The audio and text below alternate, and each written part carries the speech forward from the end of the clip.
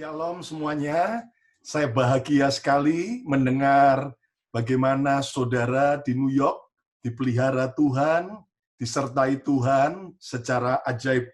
Dan kita percaya bahwa bulan ini, di mana nuansa Natal akan membuat kita lebih lagi bersemangat untuk beribadah walaupun masih secara virtual. Nah, saudara sekalian, tema tahun ini adalah community. Dan subtema kita bulan Desember ini adalah miracle. Saya percaya bahwa Tuhan Yesus adalah Tuhan sang pembuat mujizat. Kuasanya tidak pernah berubah, dulu, kemarin, hari ini, bahkan sampai selama-lamanya. Dan percayalah bahwa kalau kita membutuhkan mujizat, Dia Tuhan sang sumber mujizat, siap untuk mencurahkan mujizatnya buat setiap kita. Dan tidak ada perkara yang mustahil bagi Tuhan. Nah, malam ini izinkan saya untuk membagikan satu kebenaran firman Tuhan tentang mujizat yang luar biasa yang perlu kita alami bersama-sama. Mari kita lihat sebuah peristiwa di Alkitab, di dalam Injil Lukas pasal 19, ayat pertama sampai ayat yang ke-10. Sebuah kisah nyata bagaimana terjadi mujizat di kota Yeriko ketika seorang pemungut cukai, kepala pemungut cukai bernama Sakius bertemu Yesus. Saya bacakan, Yesus masuk ke kota Yeriko dan berjalan terus melintasi kota itu. Di situ ada seorang bernama Sakeus, kepala pemungut cukai, dan ia seorang yang kaya. Ayat yang ketiga, ia, Sakius, berusaha untuk melihat orang apakah Yesus itu. Tetapi ia tidak berhasil karena orang banyak, sebab badannya pendek. Ayat 4, maka berlarilah ia, Sakius, mendahului orang banyak, lalu memanjat pohon ara untuk melihat Yesus yang akan lewat di situ. Ayat yang kelima, ketika Yesus sampai ke tempat itu, ia melihat ke atas dan berkata, Sakius, segeralah turun, sebab hari ini aku harus menumpang di rumahmu. Ayat yang keenam, lalu Sakius segera turun dan menerima Yesus dengan sukacita. Tetapi semua orang yang melihat hal itu bersungut-sungut katanya, iya, Yesus menumpang di rumah orang berdosa. Ayat 8, tetapi Sakius berdiri dan berkata kepada Tuhan, Tuhan, setengah dari milikku akan kuberikan kepada orang miskin. Dan sekiranya ada sesuatu yang kuperas dari seseorang, akan kukembalikan 4 kali lipat. Ayat yang ke-9, kata Yesus kepadanya, hari ini telah terjadi keselamatan kepada rumah ini, karena orang ini pun anak Abraham. Ayat yang ke-10, mari kita baca sama-sama dengan suara nyaring, ayat yang ke-10, 1, 2, 3. Sebab anak manusia datang untuk mencari dan menyelamatkan yang hilang. Nah, Bapak Ibu, setiap kali ketika kita berbicara tentang mujizat, saya percaya bahwa Tuhan Yesus sampai hari ini adalah sang sumber mujizat. Nah, sakit menjadi sembuh adalah mujizat sehari-hari, next, yang seringkali kita alami dan juga perlukan. Kita senang tadi mendengar saudara-saudara kita bersaksi bagaimana Tuhan Yesus menolong dengan cara yang ajaib melalui kesembuhan demi kesembuhan. Sehingga justru beban akhirnya berubah menjadi berkat. Bahkan dari kesaksian itu akhirnya membuat iri beberapa yang lain pasti. Wah, kalau gitu, kalau sampai Tuhan izinkan aku sakit, nanti Tuhan justru mendatangkan berkat di baliknya. Nah, jelas semua kita nggak mau sakit. Tapi jangan takut. Kalau sampai Tuhan izinkan ada yang harus melewati, percayalah bahwa akan ada mujizat bagi setiap kita. Nah, berikutnya, gagal menjadi berhasil adalah mujizat yang perlu disyukuri. Bagaimana Tuhan telah membuat saudara dan saya berhasil di tengah-tengah pandemik seperti ini, tapi tetap Tuhan menolong kita dengan cara-cara yang ajaib. Gagal jadi berhasil adalah mujizat yang perlu kita syukuri. Bahkan miskin jadi kaya adalah mujizat yang perlu kita nikmati. Karena saya percaya bahwa orang yang diberkati, orang yang kaya akan bisa menjadi saluran berkat. Dan saya berdoa buat setiap saudara semua, dimanapun kita berada, biar kita mengalami kelimpahan di tengah-tengah semua kondisi kekurangan. Nah, tetapi saudara sekalian, saat orang jahat berubah jadi baik, itulah mujizat spektakuler. Saat orang jahat berubah jadi baik, itulah mujizat yang luar biasa. Saudara sekalian, saat ada seorang pemabuk, seorang penjudi, seorang drug user, bahkan mungkin drug dealer, yang akhirnya berubah jadi baik, itulah baru mujizat yang spektakuler. Ketika seorang suami yang kasar, suami yang tidak setia, suami yang betul-betul egois, tiba-tiba berubah jadi suami yang baik, bahkan setia. Jelas itu adalah mujizat yang dahsyatnya luar biasa. Ketika seorang istri yang mungkin selama ini hanya egois, tidak memperdulikan keluarganya, hanya sibuk sendiri, tetapi ketika berubah jadi seorang istri yang cinta suami, yang hormat suami, yang benar-benar mengasihi suaminya dan keluarganya, jelas itu adalah mujizat yang spektakuler. Bahkan seorang anak yang tadinya tidak pernah hormat kepada orang tua, anak yang tadinya betul-betul hidup dalam semua keduniawian, tapi ketika berubah jadi baik, itulah mujizat yang spektakuler. Nah, saudara sekalian, mujizat terbesar itu adalah saat kehidupan seseorang berubah jadi baik di dalam Yesus. Yang setuju, katakan amin. Inilah mujizat yang terbesar, saudaraku. Saya percaya kita perlu kesembuhan. Saya percaya kita perlu berkat. Saya percaya kita perlu pemulihan. Tetapi saat hidup kita berubah jadi baik, seperti yang Tuhan Yesus inginkan, inilah sesuatu yang dahsyat. Nah, Sakius, pemungut cukai dari Yeriko, next, yang dibenci banyak orang. Lihat bagaimana saat dia bertemu Yesus, maka ia mengalami mujizat pertobatan. Nah, saudara sekalian, judul khotbah saya hari ini adalah The Miracle of Repentance, mujizat pertobatan. Ayo ucapkan bersama saya 2, 3, mujizat pertobatan. Saudara lihat bagaimana happy ending daripada kehidupan Sakius dari kota Yeriko. Dan ingat bahwa kota Yeriko adalah kota yang terkutuk. Bagaimana saudaraku, bahkan Yeriko juga adalah kota yang sebenarnya bukan tujuan Yesus. Yesus cuma sekedar lewat saja, hanya melintasi Yeriko. Tapi yang dahsyat, justru di Yeriko terjadi mujizat yang dahsyat yang dialami oleh Sakius. Nah, saudara sekalian, biar semua kita di bulan ini dan selanjutnya, kita merindukan mujizat pertobatan itu terjadi dalam hidup kita, dalam keluarga kita, dan juga bagi orang-orang yang ada di sekitar kita. Nah, pertanyaannya, apa yang membuat Sakius berubah hidupnya? Jelas karena Tuhan Yesus yang mengubah.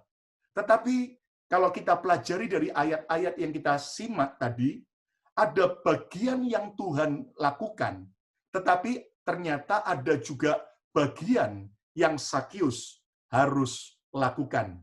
Kalau saudara dan saya mau mengalami mujizat pertobatan, maka ada rahasia yang kita akan pelajari dari Sakius. Nah, kita lihat kembali dalam Lukas 19 ayat 3 sampai ayat yang ke-6. Dikatakan bahwa ia, Sakius, ketika mendengar Yesus itu sedang melintasi kota Yeriko, ia, Sakius, berusaha untuk melihat orang apakah Yesus itu. Ada sebuah rasa keinginan tahu daripada Sakius. Siapa sih Yesus itu? Kok sampai orang banyak berbondong-bondong? Orang berkata dia menyembuhkan orang yang buta. Orang berkata membangkitkan orang mati. Tetapi ia, Sakius, tidak berhasil karena orang banyak. Sebab badannya pendek. Ayat 4, maka berlarilah ia, Sakius, mendahului orang banyak. Lalu memanjat pohon ara atau sycamore tree untuk melihat Yesus yang akan lewat di situ. Ayat 5, dikatakan, next, ketika Yesus sampai ke tempat itu, Yesus melihat ke atas. Yesus melihat Sakius dan berkata, Sakius, segeralah turun, sebab hari ini aku harus menumpang di rumahmu. Ayat yang ke-6, lalu Sakius segera turun dan menerima Yesus dengan sukacita. Nah, saudara yang kasih Tuhan, ternyata mujizat pertobatan Sakius dimulai terjadi sejak ada perubahan cara Sakius memandang Tuhan. Nah, saudaraku, rahasia mujizat pertobatan yang pertama, ketika kita mau mengalami perubahan cara memandang Tuhan. Saudara, sebelumnya Sakius tidak pernah peduli tentang Tuhan.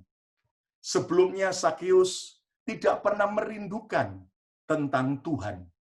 Tetapi yang menarik adalah, saudaraku, akhirnya ketika Sakius, orang yang kaya raya ini, kepala pemungut cukai, yang tidak disukai oleh orang-orang sekotanya karena dianggap pengkhianat bangsa Yahudi. Saudaraku, ternyata Sakius mulai, saudaraku, berubah cara dia memandang tentang Tuhan. Nah, saya percaya pandemik ini telah mengubah banyak orang bagaimana cara dia memandang Tuhan. Dulunya mungkin ketika semuanya keadaan baik, bahkan ketika dunia berjalan dengan lancar, maka seringkali kita kurang peduli tentang Tuhan. Kita anggap Tuhan hanya sekedar, oh kalau nanti saya sudah tua, sudah hampir mati saja, saya baru sungguh-sungguh cari Tuhan. Bahkan ada orang yang dengan sombongnya memasang sebuah tulisan di t-shirt-nya. Muda foya-foya, tua kaya raya, mati masuk surga. Ya, saya masih muda, saya mau cari duit, saya mau cari kesenangan dunia. Buat apa? Karena kematian itu masih jauh sekali. Bapak Ibu, ternyata COVID-19 ini telah membuat orang sadar bahwa kematian itu dekat sekali dengan setiap orang. Orang tidak menduga, sehingga akhirnya terjadi perubahan bagaimana cara kita memandang Tuhan. Nah, perubahan cara memandang Tuhan dimulai dari mana? Dari keinginan untuk menikmati kepuasan sejati. Saudara, coba renungkan sebentar. Sakius ini kurang apa? Dia kaya raya. Dia orang yang benar-benar mencapai apa yang dia inginkan. Saya bisa coba bayangkan rumah Sakius seperti apa. Wow, bukan cuma sekedar rumah, tapi istana. Coba bayangkan kalau zaman sekarang Sakius hidup, mobil apa yang Sakius belum punya. Baik dari mobil Eropa sampai mobil ya toh SMK, saudara. Bahkan sampai mobil luar angkasa, kalau dia bisa beli, dia akan beli. Sampai yang namanya mobil listrik, sampai mobil tanpa listrik pun juga dia sudah punya. Perhiasan apa yang dia belum punya? Coba bayangkan, baju merek apa, tas merek apa yang dia belum punya. Tetapi yang menarik, saudaraku, sejak dia berubah cara memandang tentang Tuhan, dia sadar bahwa dia punya segala-galanya, tapi jiwanya kosong. Dia sadar bahwa dia punya harta yang banyak, tapi ada yang kurang dari hidupnya. Dan dia sadar bahwa semua yang di dunia tidak bisa memberi kepuasan yang sejati. Itu sebabnya dia pingin untuk menikmati kebahagiaan, kepuasan yang sejati. Berikutnya, kita perlu penasaran tentang Yesus. Ya, kita perlu punya curiosity about Jesus. Lihat bagaimana Sakius, saudaraku. Dia itu mungkin bisa undang pelawak, undang artis datang ke rumahnya, bahkan mungkin undang ya bintang K-pop, saudara ya, bahkan mungkin juga K-drama bisa datang, saudara ya. Tapi coba lihat, ternyata dia begitu ingin tahu siapa Yesus ini. Ada sebuah kerinduan, ada sebuah penasaran. Nah, Bapak Ibu, mari kita punya penasaran. Tuhan Yesus yang aku sembah ini sesungguhnya seperti apa sih? Jelas bukan untuk kemudian kita semakin buruk tentang Yesus, tetapi ada sebuah rasa haus, ingin tahu firman Tuhan lebih dalam lagi. Aku nggak cuma sekedar mau jadi Kristen yang kulit, tidak hanya sekedar jadi Kristen yang hanya asal tahu, tapi benar-benar aku mau penasaran, aku mau kenal Yesus. Bahkan berikutnya adalah keinginan untuk bertemu Yesus secara pribadi. Saudara sekalian, ada banyak orang tahu Yesus, tapi tidak kenal Yesus secara pribadi. Ada banyak orang sibuk berbicara tentang Tuhan, tetapi pertanyaannya, kapankah terakhir kali kita berbicara dengan Tuhan secara pribadi? Saudara sekalian, ada banyak orang bersaksi tentang kehebatan Tuhan. Tetapi pertanyaannya, kapan terakhir kali kita bertemu secara pribadi dengan Yesus? Bapak Ibu, jangan sampai kita kemudian justru tidak semakin lagi merindukan Tuhan. Mari, saudara sekalian, lihat bagaimana Sakius. Dia punya segala-galanya, tapi dia sadar dia belum punya keselamatan. Dia punya segala-galanya, tapi dia sadar dia belum punya damai sejahtera yang sejati. Sakius sadar dia punya apapun yang dia inginkan, tapi ternyata dia belum punya yang namanya Raja Damai. Hari ini, saudaraku, siapapun kita, mari kita berubah cara kita memandang Tuhan. Lihat bagaimana Sakius berpikir, oh Tuhan itu adalah Tuhan yang jauh sekali. Oh, Tuhan itu adalah Tuhan yang ternyata tidak peduli dengan aku. Bahkan aku juga orang berdosa. Pasti Tuhan akan benar-benar menghukum hidupku. Tapi yang menarik, saudaraku, ternyata waktu Yesus melihat Sakius, Yesus memandang wajah Sakius dengan cinta.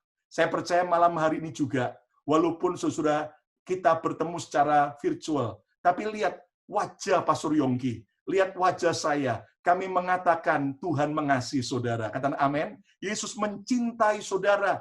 Bahkan yang ajaib, Yesus berkata, Sakius, segeralah turun, aku mau menumpang ke rumahmu. Saudara coba bisa bayangkan, seorang yang dimusuhi, dibenci oleh orang satu kota, tapi justru Yesus, bahkan dia yang bukan diundang, tapi Yesus yang ingin masuk ke rumahnya, ingin makan bersama Sakius. Hari ini Bapak Ibu, percayalah, Tuhan mengasihi kita jauh dari apa yang kita duga dan pikirkan. Memang dia Tuhan yang maha adil, tetapi jangan lupa, dia juga Tuhan yang maha kasih. Saat orang lain meninggalkan kita, saat saudara mungkin dimanapun Anda berada, Anda sedang merasa kosong, Anda sedang merasa galau, Anda sedang mungkin merasa tidak ada yang peduli dengan saudara, tapi dengar, ada pribadi Yesus yang sangat peduli dengan saudara, yang sangat cinta buat saudara. Bahkan Yesus bukan cuma berkata, aku mengasihimu, tetapi dia rela mati di kayu salib untuk saya dan saudara. Kita beri tepuk tangan yang meriah bagi Tuhan Yesus. Katakan haleluya. Saya percaya hidup seseorang akan alami mujizat pertobatan, dimulai dari perubahan cara kita memandang Tuhan.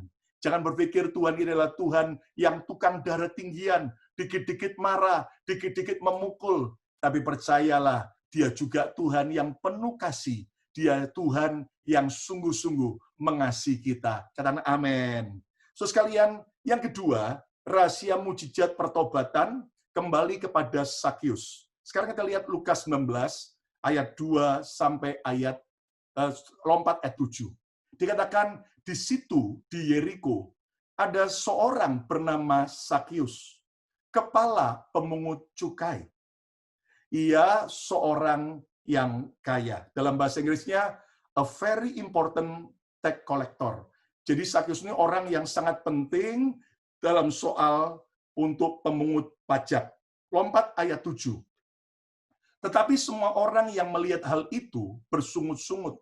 Katanya, iya Yesus menumpang di rumah orang berdosa.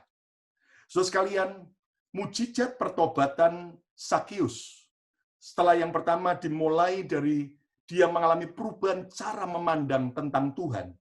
Tapi yang kedua, terjadi perubahan dalam tujuan hidup Sakius. Nah, yang kedua, Bapak Ibu, rahasia mujizat pertobatan adalah kita harus mengalami perubahan tujuan hidup. Change in life purpose. Saudara sekalian, tujuan hidup Sakius sebelumnya hanya ingin jadi orang kaya. Ingin mengejar apa yang dia ingin capai. Selama ini tujuan hidup Sakius adalah salah. Dia hanya mengejar yang sia-sia. Nah, Bapak Ibu, mari kita kembali untuk mengalami perubahan tujuan hidup. Saya tidak tahu apa tujuan utama saudara datang ke Amerika, merantau dari Indonesia. Saya yakin semua kita punya American Dream. Saudara pasti punya tujuan, oh saya mau jadi orang yang kaya, sukses di Amerika. Oh saya mau jadi orang yang berhasil di Amerika. Oh, saya mau jadi orang yang resmi, punya status, bahkan saya bisa bawa keluarga saya juga ke Amerika. Itu semua tidak salah. Tetapi Bapak Ibu, kalau tujuan hidup kita hanya sekedar untuk dunia, maka kita akan menjadi orang yang malang sekali. Kenapa? Sakius selama ini, tujuan hidupnya hanya mengejar mau jadi orang kaya. Tujuannya mau mengejar supaya aku dapat apa lagi lebih banyak. Tetapi lihat, sejak dia berubah tujuan hidupnya, sejak dia bertemu Yesus, maka tujuan hidup Sakius berubah dari salah menjadi benar. Nah, apa sih tujuan hidup yang benar? Tujuan hidup yang benar adalah kembali kepada rencana Tuhan. Kembali kepada rencana Tuhan. Go back to God's plan. Apa rencana Tuhan dalam hidup kita?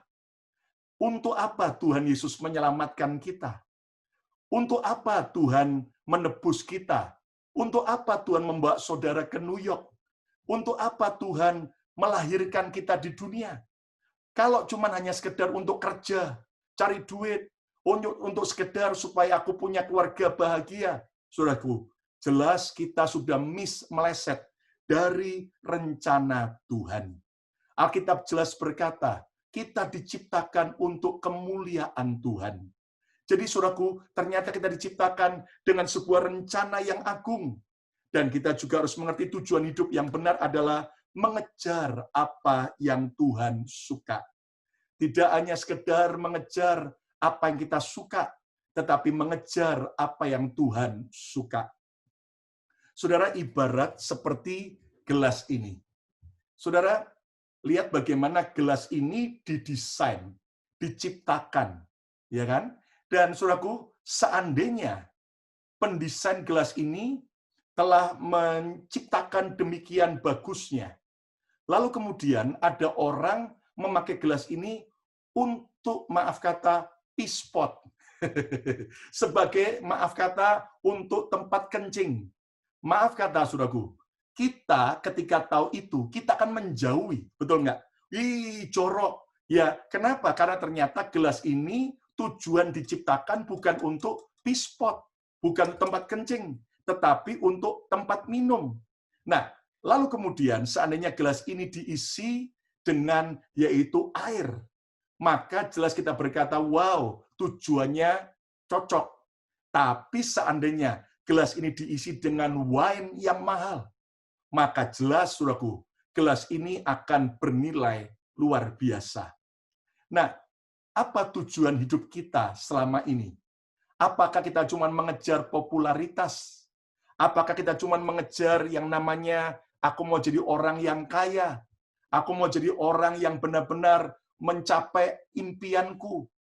Pertanyaannya, maukah kita hari ini mengalami mujizat pertobatan, di mana kita tidak lagi sibuk mengejar impian kita, tidak hanya sibuk mengejar apa yang aku suka, tetapi apa yang Tuhan impikan tentang aku.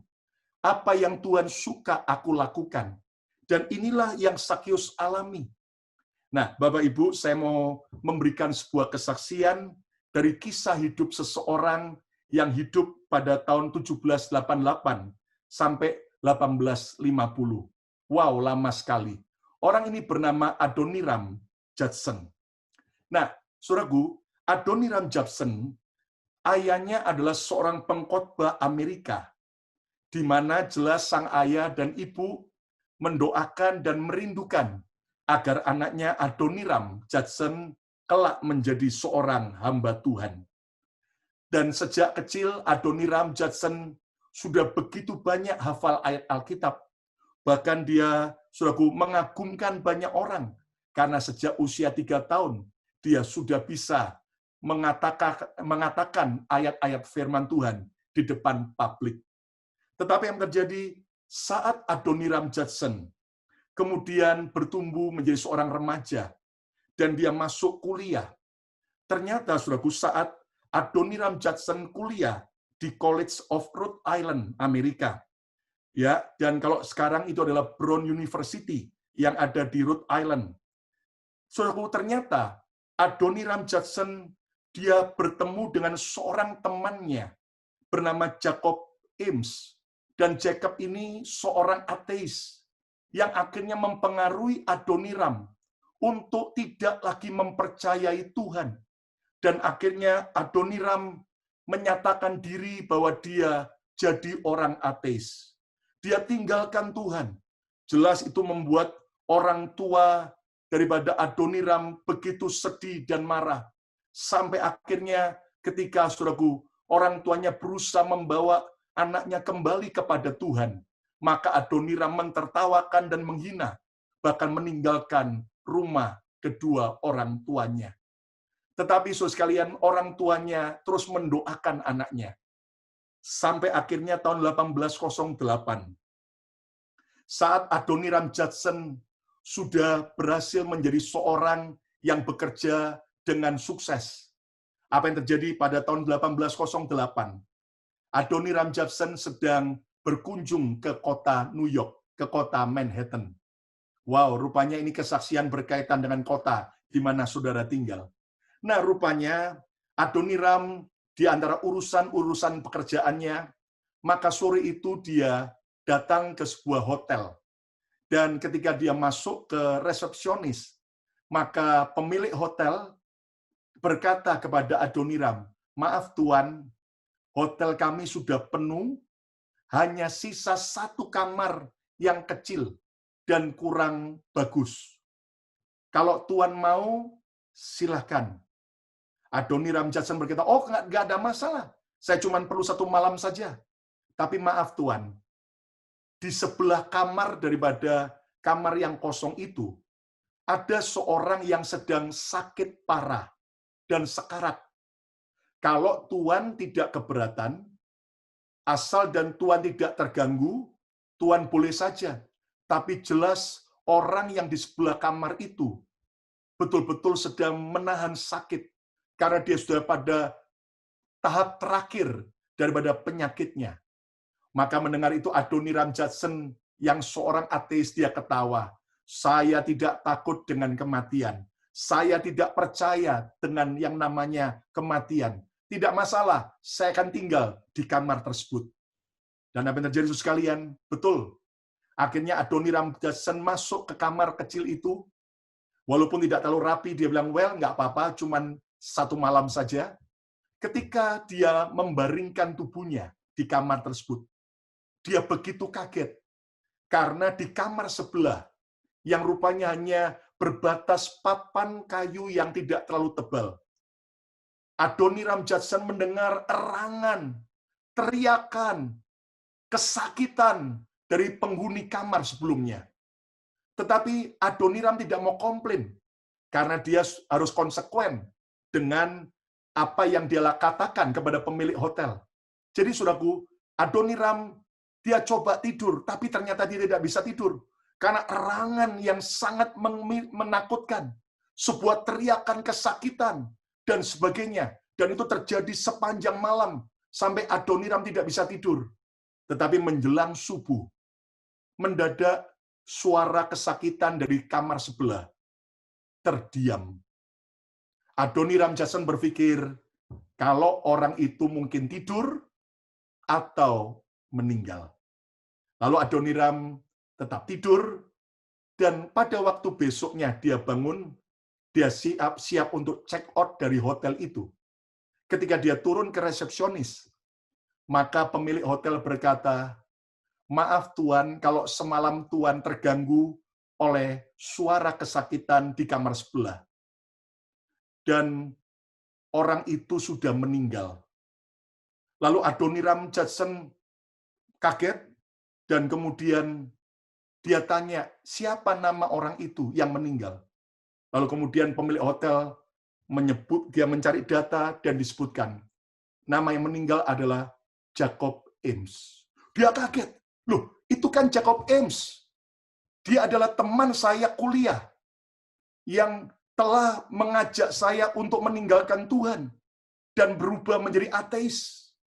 Dan Anda tahu Bapak Ibu, ternyata sejak hari itu, erangan, teriakan ketakutan daripada kamar sebelah yang adalah teman daripada Adoniram itu terus terngiang-ngiang dalam pikiran dan telinga daripada Adoniram. Bagaimana Jacob itu temannya. Dia dengar bagaimana sebelum meninggal dia ketakutan menghadapi kematian. Maka erangan itu membuat Adoniram akhirnya mau kembali kepada Tuhan Yesus. Dia kembali percaya Yesus. Dia betul-betul kembali kepada Yesus. Bahkan saudaraku, sejak hari itu, dia sering mendengar erangan kematian itu. Dan dia tidak mau ada orang lain lagi. Seperti temannya Jacob yang mati tanpa Yesus. Yang mati tanpa Tuhan. Yang mati menuju kepada neraka. Dan Anda tahu, perubahan itu telah membuat Adoniram Judson kembali kepada rencana Tuhan. Dan akhirnya dia masuk ke sekolah teologi yang akhirnya menempa dia untuk dia melayani Tuhan. Dan di sekolah teologi itulah akhirnya Adoniram siap untuk diutus sebagai misionari. Di awal dia berpikir, dia berdoa, dia tertarik untuk pergi sebagai misionari buat India. Tetapi ternyata Tuhan punya rencana lain. Tuhan belokkan Adoniram tidak ke India, tetapi akhirnya dia pergi ke sebuah kota, sebuah negara, yaitu Burma atau Myanmar sekarang. Dan Anda tahu, saudaraku, pada waktu Adoniram sampai ke Burma atau Myanmar, belum ada satu orang pun yang percaya Yesus. Di sana akhirnya, saudaraku, Adoniram membaktikan hidupnya. Dia memberitakan Injil kepada orang-orang Burma.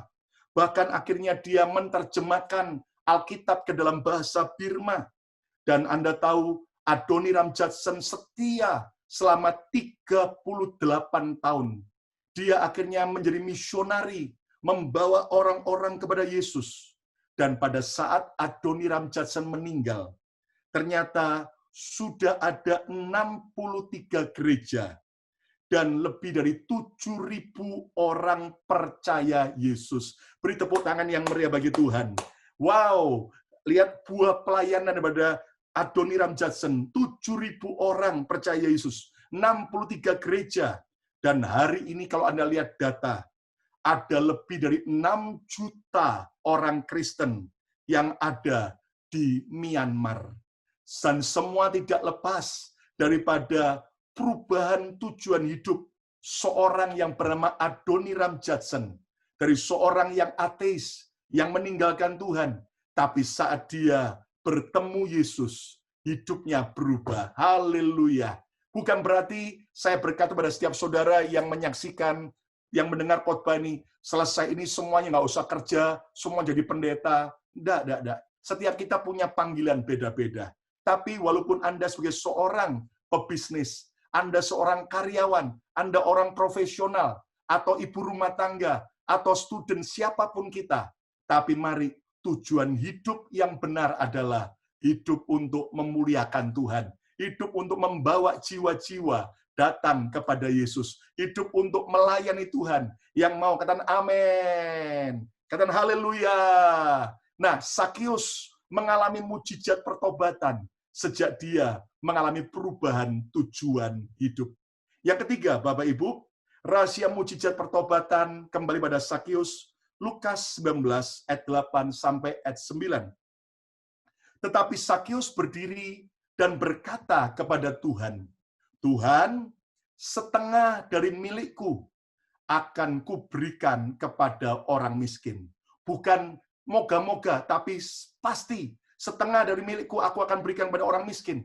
Dan sekiranya ada sesuatu yang kuperas dari seseorang, akan kukembalikan 4 kali lipat. Saudara lihat bahwa mujizat pertobatan Sakius dimulai sejak terjadi perubahan cara ia memandang tentang uang. Nah, Bapak Ibu, kalau kita mau mengalami mujizat pertobatan, maka yang ketiga, kita harus mengalami perubahan cara memandang uang. Lihat bagaimana sebelumnya Sakius mendewa-dewakan uang lebih dari segala-galanya. Lihat bagaimana sebelumnya Sakius begitu serakah akan uang. Dia benar-benar rela mengorbankan bangsanya demi dia bekerja kepada penjajah Romawi dengan memeras pajak secara mengerikan. Dengan dia benar-benar, saudaraku, melakukan segala macam cara. Yang penting dia jadi orang yang kaya. Tetapi lihat, sejak Sakius bertemu Yesus, maka terjadi perubahan cara Sakius memandang tentang uang. Nah, Bapak Ibu, bagaimana cara kita memandang tentang uang, tentang kekayaan hari ini? Apakah kita masih berpikir, oh, uang itu segala-galanya. Kalau nggak ada uang, saya menderita. Kalau nggak ada uang, saya nggak bisa bayar apartemen. Kalau nggak ada uang, saya nggak bisa beli makanan. Kalau nggak ada uang, saya beri makan anak-anak apa? Betul, semua kita perlu duit. Semua kita perlu uang. Tetapi, apakah kita sudah memposisikan uang dengan cara yang benar? Nah, bagaimana cara memandang uang dengan benar? Posisikan Tuhan jauh lebih penting dari uang. Saudara sekalian, jadikan Tuhan nomor satu, bukan uang yang nomor satu dalam diri kita. Lihat hari ini ada banyak orang, saudaraku. Kenapa hidupnya tidak bisa berubah seperti Sakius? Sebab bagi dia, uang adalah segala-galanya. Saudara, di masa pandemik ini kita melihat orang akhirnya seringkali justru berkata, kalau saya tidak kerja, saya nggak makan. Tapi kalau dia tidak ke gereja, kalau dia tidak hadir dalam doa Zoom begini, bagi dia, oh nggak ada masalah, minggu depan masih ada. Nah, Bapak Ibu, memang kalau kita nggak kerja, kita nggak makan, betul. Tapi kalau Tuhan tidak beri kita nafas, kita nggak bisa kemana-mana. Kita nggak bisa kerja. Apapun yang kita miliki akan sia-sia. Jadi hari ini, saudaraku, posisikan Tuhan jauh lebih penting daripada pekerjaan kita. Yang mau kita beri tepuk tangan yang meriah bagi Tuhan Yesus. Haleluya. Saudara coba bayangkan, Sakius itu, saudaraku. Bagaimana waktu dia ketemu Yesus, cara dia memandang tentang uang berubah. Bahkan dia bilang, separuh dari kekayaanku, aku berikan kepada orang miskin. Coba bisa bayangin, kalau Sakius cuma punya 50.000 US dollar, itu gampang. Cuman dia kasih 25.000. Tapi kalau Sakius punya 100 juta US dollar, itu berarti dia akan rela memberikan 50 juta US dollar. Belum lagi dia berkata, kalau sampai ada orang yang pernah kuperas, coba Anda tahu, kepala tukang pemungut cukai itu bukan cuma sekedar memeras, tapi kerjaannya memang tukang peras. Aku akan kembalikan 4 kali lipat. Wow, coba lihat. Dari orang yang kikir, orang yang pelit, berubah Sakius. Jadi orang yang generous dan bermurah hati. Saudaraku, cara memandang uang dengan benar, dapatkan uang dengan cara yang benar. Sakius sadar, waduh, selama ini saya tukang peras, selama ini saya tukang begal, ya kan? Oh, selama ini saya tukang tipu. Dan sejak itu dia berubah. Bahkan pergunakan uang dengan cara yang benar. Nah, saudaraku, mari kita belajar mempergunakan uang dengan cara yang benar. Selalu saya ingatkan bagaimana sama seperti kita, bagaimana cara makan buah mangga. Maka kulit mangganya jangan dimakan. Kalau saudara makan kulit mangga, mencret, saudara itu. Nah, kulit mangga gambaran persepuluhan. Jangan dimakan, itu haknya Tuhan. Kembalikan ke gereja lokal di mana kita digembalakan. Lalu isi buah mangganya, potong, makan. Boleh menikmati berkat. Ada bagian yang kita nikmati. Anda mau mengejar impian saudara, silakan. Tapi ingat, jangan sekaligus isi mangganya dipotong habis semua. Makan sebagian, sebagian potong, masukkan kulkas. Ada tabungan, ya kan? Ada untuk persediaan hari esok. Kalau ada kebutuhan mendadak. Tapi ingat, biji mangganya jangan dimakan. Innalillahi. Biji mangganya diapakan? Ditabur, ditanam, supaya Anda menuai lebih banyak lagi. Nah, demikian juga dalam soal keuangan. Ada persepuluhan milik Tuhan, kembalikan milik Tuhan. Ada juga yang perlu dinikmati. Ada yang ditabung, dia diinvestasikan. Lalu kemudian ada juga yang perlu kita taburkan untuk pekerjaan Tuhan. Dan saya percaya, seperti Sakius, ada perubahan cara memandang tentang uang. Itulah sesuatu yang penting. Ingat, saya percaya kalau ada orang bilang begini, aku cinta Yesus, aku buka hatiku bagi Yesus, aku siap berikan apapun dalam hidupku bagi Yesus, kecuali dompetku. Jelas dia adalah orang yang omong kosong. Kalau kita cinta Yesus, kita mau berikan hidup kita bagi Tuhan, maka dompet kita pun kalau Tuhan minta, kita akan siap berikan. Coba lihat kalau orang jatuh cinta, wow, apapun yang dia bisa korbankan buat yang dicintai, itu akan dia lakukan. Hal yang sama, kalau kita mau alami mujizat pertobatan, mulailah dari cara kita memandang uang harus berubah. Uang bukan Tuhan, uang hanya alat. Uang bukanlah dewa yang aku sembah, yang aku kejar, tapi uang cuman sekedar yaitu sarana yang bisa aku pakai untuk memuliakan nama Tuhan. Gunakan uang dengan bijaksana. Pakailah uang untuk menabur yang baik. Pakailah uang untuk benar-benar jadi berkat bagi banyak orang. Dan saya percaya, saudaraku, tidak akan ada yang namanya kekurangan berkat kalau kita mau jadi saluran berkat. Tidak akan pernah kita kekeringan berkat kalau kita tiap hari menyiramkan berkat. Percayalah, di masa pandemik ini, saya lihat orang-orang yang terus mau menjadi penabur yang baik, hidupnya akan dipenuhi dengan anugerah demi anugerah. Kita beri tepuk tangan yang meriah bagi Tuhan Yesus. Haleluya. Yang keempat, yang terakhir, rahasia mujizat pertobatan seperti yang Sakius alami, Lukas 19 ayat 8, tetapi Sakius berdiri dan berkata kepada Tuhan, Tuhan, setengah dari milikku akan kuberikan kepada orang miskin. Dan sekiranya ada sesuatu yang kuperas dari seseorang, akan kukembalikan 4 kali lipat. Yang terakhir, mujizat pertobatan Sakius dimulai sejak terjadi perubahan cara ia memandang orang lain.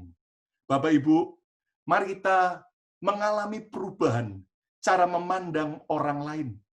Tadinya Sakius sebelumnya tidak peduli tentang orang lain. Sebelumnya Sakius kejam. Sebelumnya Sakius cuek. Sebelumnya Sakius suka menghina orang lain, bahkan orang miskin. Tapi yang ajaib, sejak dia bertemu Yesus, apa yang terjadi?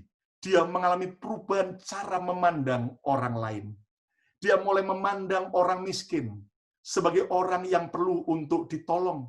Dia memandang orang-orang yang pernah dirugikan sebagai orang yang perlu dia minta maaf untuk dia bisa kembali berbuat baik kepada orang-orang yang sudah dia peras. Nah, Bapak Ibu, cara memandang orang lain dengan benar adalah pandang orang lain bukan sebagai objek untuk mencari keuntungan. Nah, saudaraku, kita jangan pandang orang lain sebagai sebuah objek untuk kita cari keuntungan. Ada orang setiap kali ketemu sama orang lain yang dipikir, apa yang aku bisa dapatkan dari orang ini? Apa yang aku bisa dapatkan dari orang ini?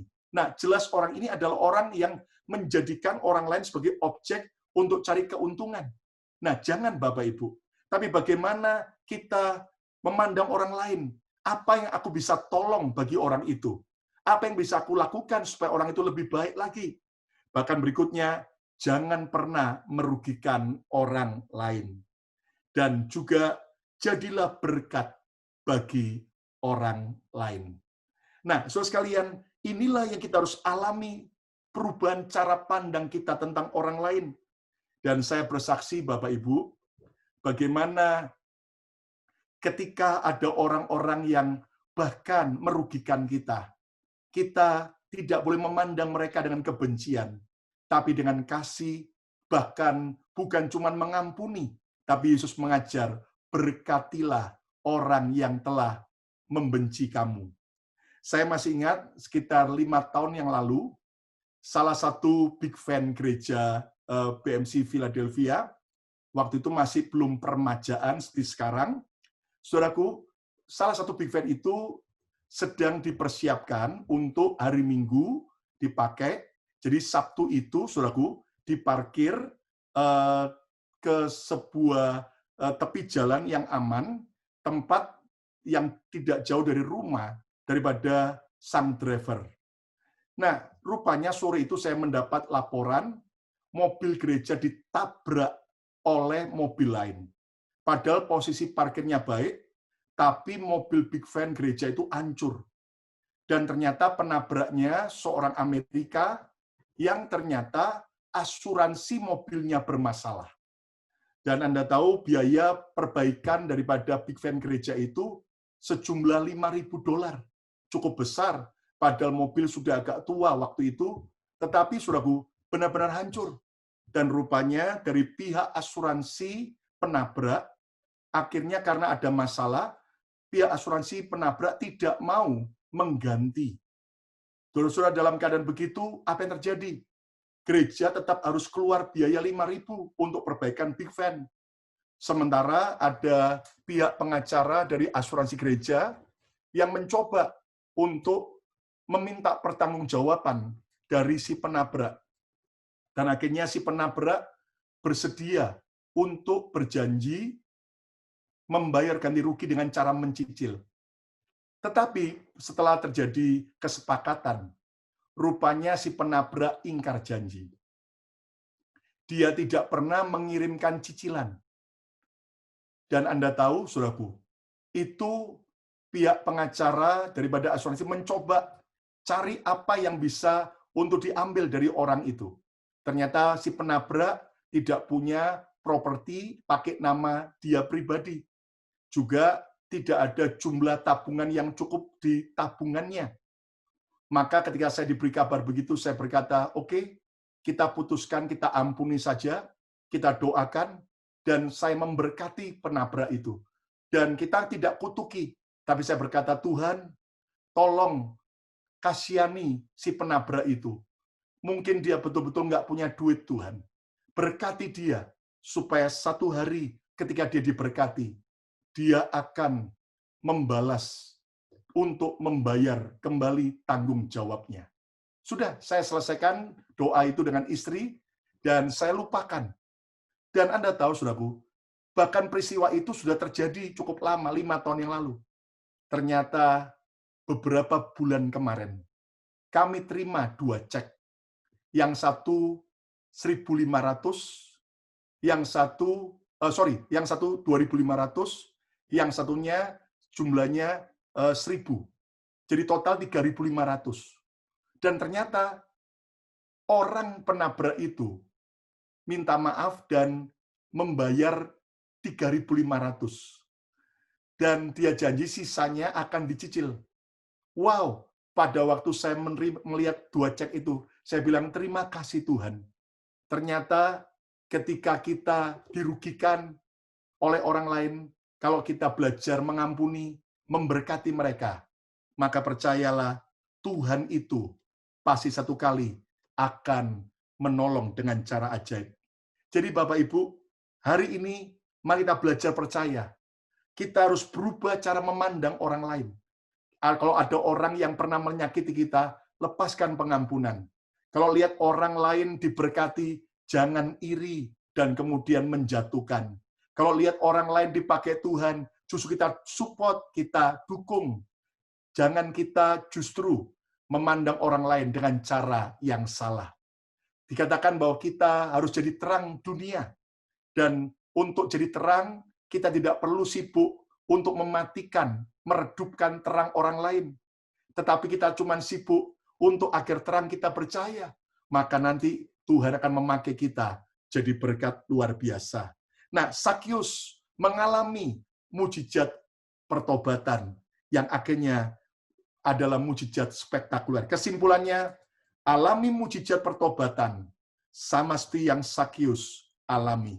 Kalau Anda sakit disembuhkan, itu dahsyat. Kalau Anda miskin diberkati, itu luar biasa. Tapi saat kita yang jahat berubah, diubah Tuhan jadi baik, itulah mujizat spektakuler yang benar-benar Tuhan rindukan. Nah, rahasia mujizat pertobatan, kita belajar ada 4 poin dari Sakyus. Yang pertama, kita harus mengalami perubahan cara memandang tentang Tuhan. Lihat, Yesus mengasihi saudara jauh lebih daripada yang kita pikirkan. Yesus bahkan siap untuk masuk dalam hidup saudara, tinggal di rumah saudara. Dan yang kedua, perubahan tujuan hidup. Tidak lagi hidup bagi diri sendiri, tidak lagi hidup di luar kehendak Tuhan, tapi kembalilah kepada rencana Tuhan. Yang ketiga, perubahan cara memandang uang. Uang bukan lagi segala-galanya, tapi Yesus adalah yang segala-galanya. Gunakan uang dengan bijaksana, dan carilah uang dengan cara yang berkenan di hadapan Tuhan. Dan yang keempat, perubahan cara memandang orang lain. Kalau selama ini kita cuek, kejam terhadap orang lain, semena-mena, ayo kita berubah, memandang orang lain, sama seperti cara Tuhan memandang diri kita. Puji Tuhan.